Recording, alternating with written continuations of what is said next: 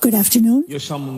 I am Venâncio Mondlane. But before I start my presentation, I'd like to direct a very special thanks, because for my country, Moçambique, this is a historic moment.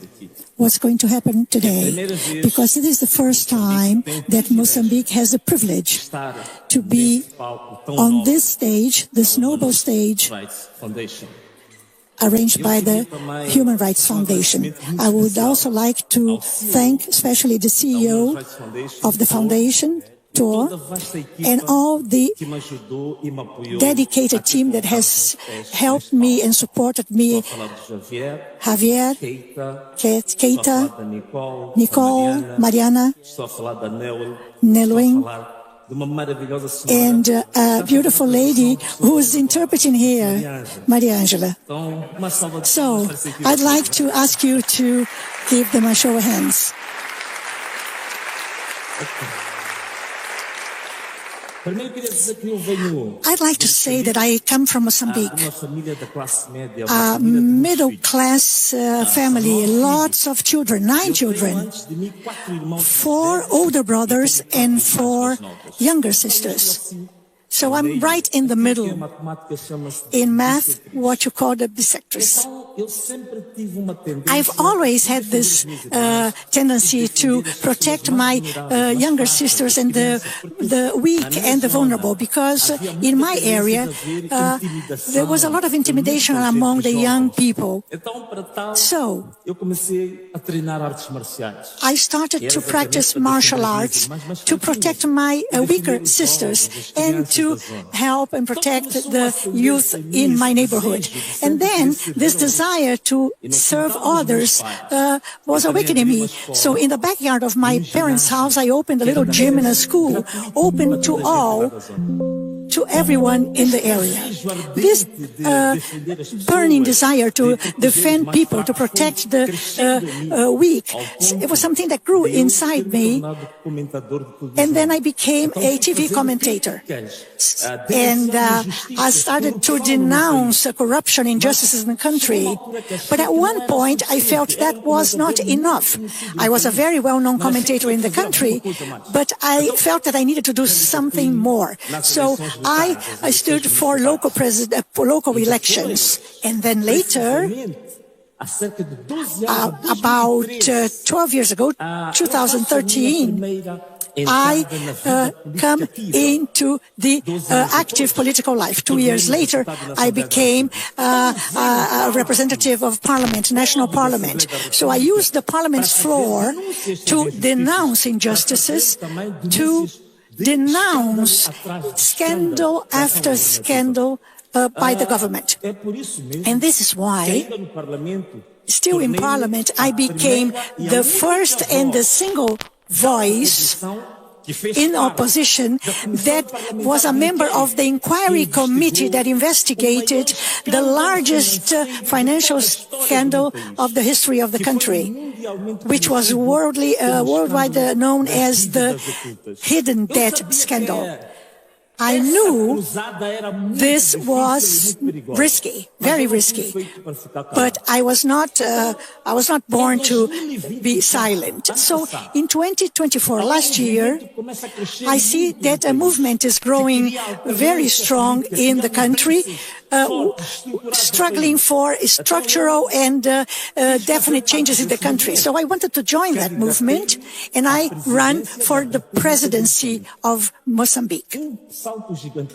It was a gigantic leap, but I won the elections. So it was a landslide. It was just like a rolling force over the country.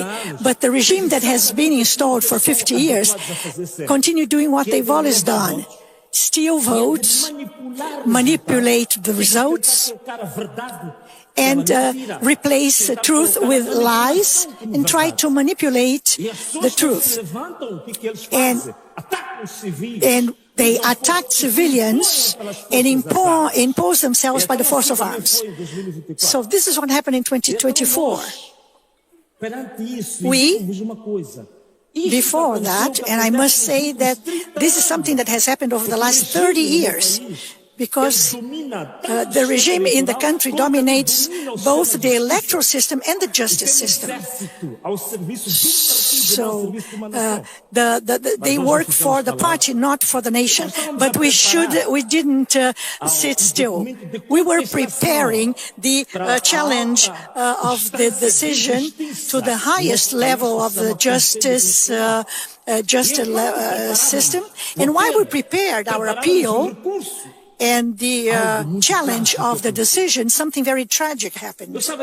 I was at home, sitting at the dinner table, looking at the messages in my phone, and instructing my team about my political project. And suddenly I heard shots, loud shots, gunshots, as if there were gangs shooting at each other outside.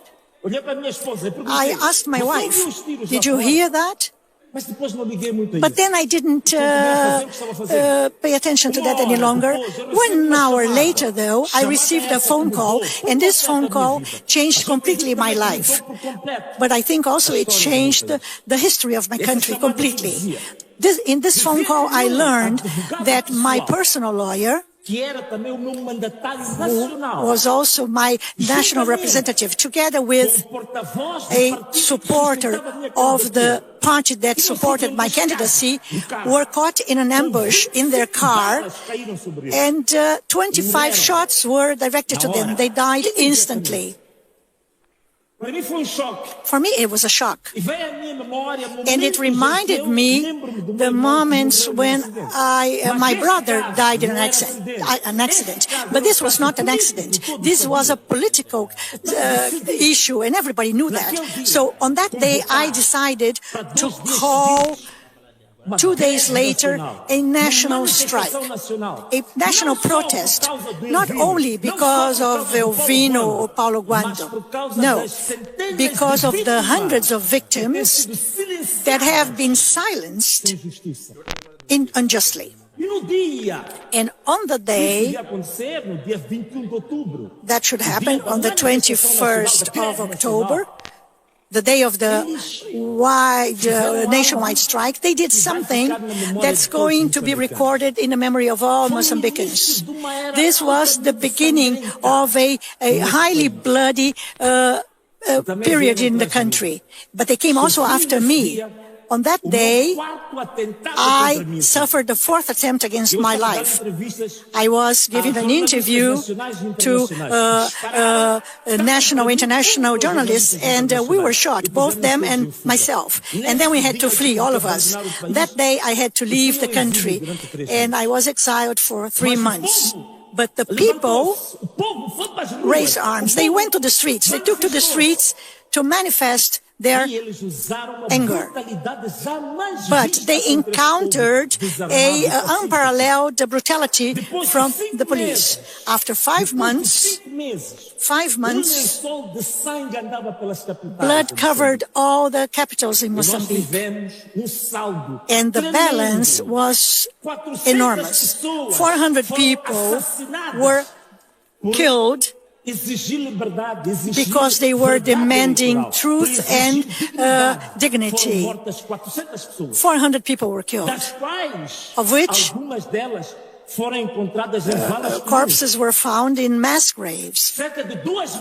About 2,000 people were shot, and still, as I speak, carry bullets in their bodies. And when they go to a public hospital, when they are recognized among those shot, they don't receive treatment. 4,000 people today are locked up in prison as true political prisoners. My financial director, a very sweet lady with a brilliant career in the bank, spotless, another lady was also arrested, Gloria Nobre. She's sitting in jail today. So, this is what we have. Our country is bleeding. Our country is screaming. Our country is in mourning.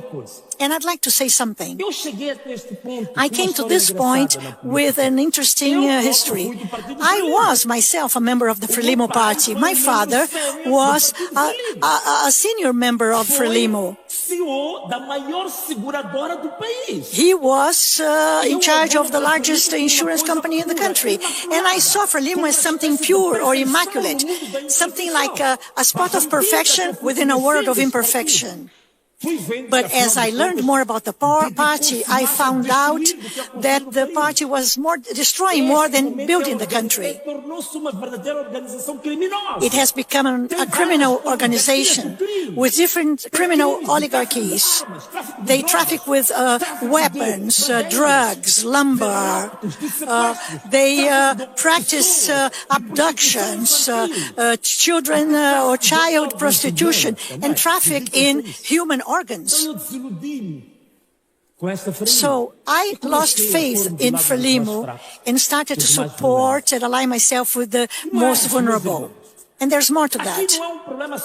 This is not a problem exclusively of elections. No, Moçambique today is one of the richest countries in the world in terms of human resources. The northern province of Cabo Delgado is today suffering a wave of terrorism, is one of the richest provinces, counting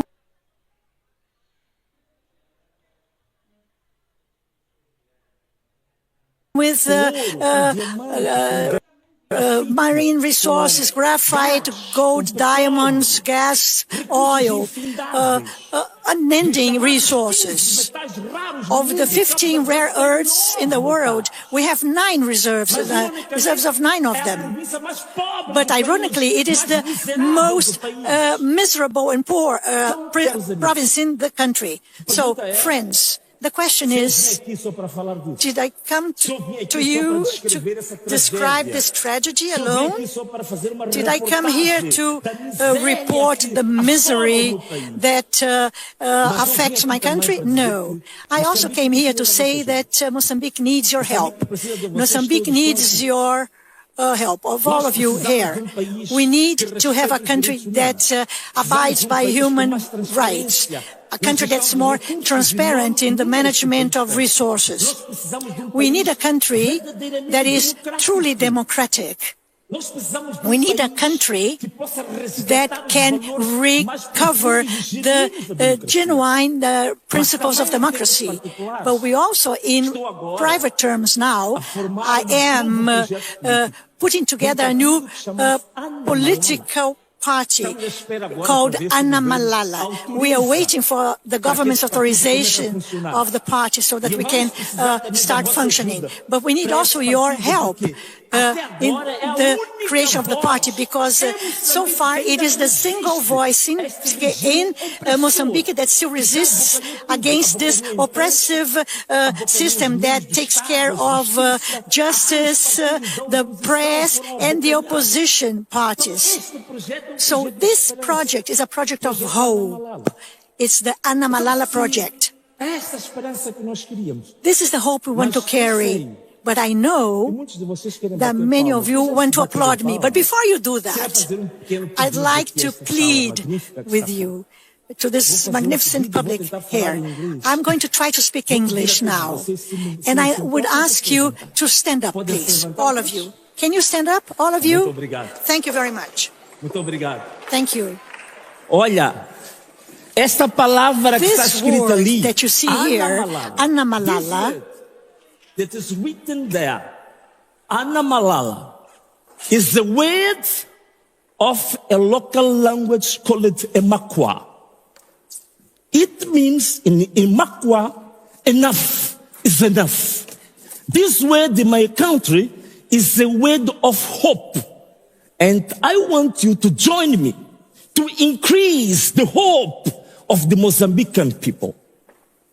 I will count 3. 1, 2, 3. When I say 3, I want you to shout loudly and say 3 times, Ana Malala, Ana Malala, Ana Malala. Let's go. 1, 2, 3. Ana Malala, Ana Malala, Ana Malala. Thank you.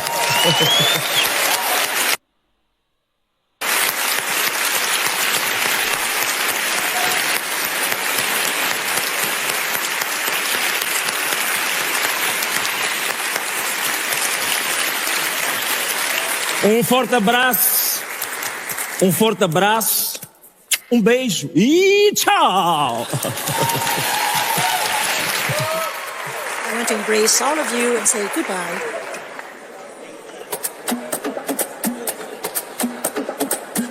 Rwanda, how y'all feeling tonight?